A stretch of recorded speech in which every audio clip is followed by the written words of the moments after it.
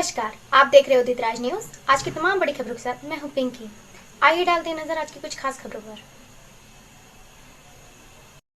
जी sir, जो निर्माणाधीन मकान में एक बॉडी मिली थी उसका आज खुलासा किया जा रहा है। क्या पूरा मामला था सर ये, और किस मोटिव के आधार पर ये हत्या की गई?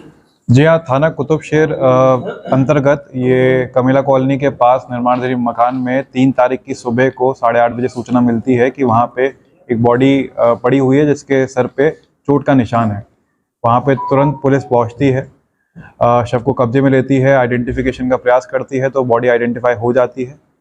बॉडी आइडेंटिफाई होती है साहिल नाम के युवक की, और साहिल जो आली की चुंगी में रहता था और हौजरी की दुकान में काम करता था, ये नेहरू मार्केट के आसपास। और जब पता चलता है, जब उसकी कॉल डिटेल निकलवाई जाती हैं और जो सस्पिशियस लोग हैं उनसे पूछताछ की जाती है, तो पूरा घटनाक्रम इस तरह मालूम होता है कि इसका 1-1.5 साल पहले से परिचित था आमिर जो मूल रूप से हबीबगढ़ का रहने वाला है, लेकिन आजकल वहीं मंडी थाना क्षेत्र में रहने लगा है, हाकम शाह में रहने लगा है। और उसके बाद उस दिन इन दोनों की बातें हुई थी पूरे दिन। 2 तारीख की दोपहर से ही इनकी बात हुई थी और मिलने का इनका प्लान था शाम को। मिलने की वजह जो इससे पूछी आमिर से, तो पूछताछ में बताया कि जो आमिर के कुछ लोगों पे उधारी आई हुई थी और आमिर को आसिफ से पैसे लेने थे। तो आसिफ से पैसे लेने के लिए आमिर उससे बार बार ट्राई कर रहा था आसिफ से बात करने का, लेकिन आसिफ साहिल का जानकार था और वो चाहता था कि साहिल के माध्यम से आसिफ से पैसे 1700-1800 रुपये जो भी बकाया हैं वो मिल जाएं।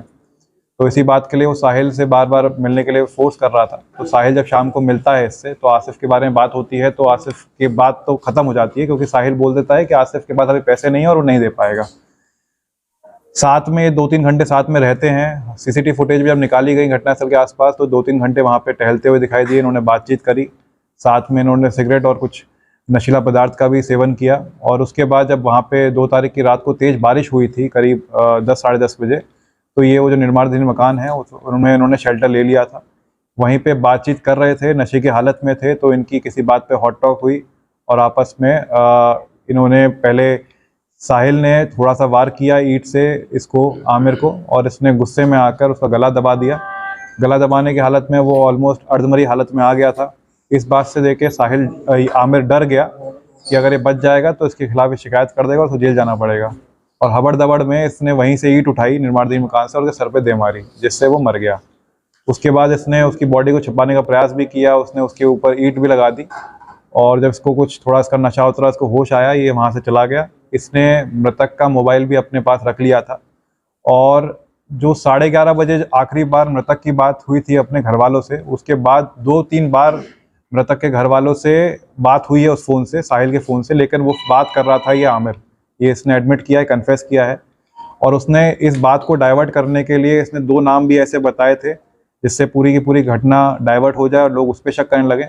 और जब से पूछा गया कि इस नामों के बारे में इसको कैसे पता, तो उसने बताया कि इसके मोबाइल में वो नाम ऑलरेडी सेव थे, तो उसको कुछ समझ नहीं आया, उसने थोड़ी आवाज़ बना के उसके घर वालों को डाइवर्ट करने के लिए वो 2 नाम बता दिए थे। तो इसको हमने कल गिरफ्तार कर लिया है। इसने पूरी अपने जुर्म का इकबाल भी किया है। इसने इनफैक्ट वो जो कपड़े जिसमें खून लगा हुआ था, इसके अपने कपड़े जो उसने पहने हुए थे जिसमें खून मृतक का भी लगा हुआ है और जिसको ईंट से वार किया था हल्का सा खून उसका भी लगा हुआ था, वो भी इसने अपनी निशानदेही पे बरामद करा दिए हैं। इसने जो मोबाइल फ़ोन है मृतक का, जो इसने अपने पास रख लिया था, वो भी एक प्लॉट जहाँ पे बारिश के पानी की वजह से पानी भर गया था, वहाँ पे उसने घर के पास फेंक दिया था। उसको भी पानी वहाँ से हमने शक करा के वहाँ से ये मोबाइल भी बरामद कर लिया इसकी निशानदेही पर।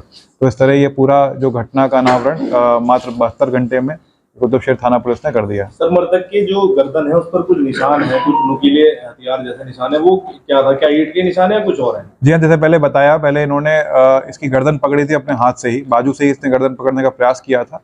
उसमें उसकी अर्धमरी हालत हो गई थी, वो जिंदा था उस टाइम पे, और उसके बाद ये पूरा मर जाए उसके लिए उसने ईंट से इस पे वार कर दिया था। बाकी जो आप बता रहे हैं, पोस्टमार्टम में जो भी रिपोर्ट आई होगी वो विवेचना का पार्ट बनेगी और उसमें जो भी नए तथ्य आएंगे वो विवेचना में जुड़ते जाएंगे।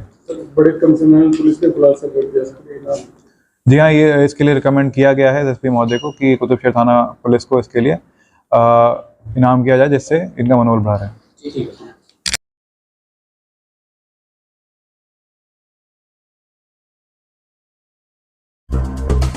उदित राज न्यूज, सब पर नजर, सबकी खबर।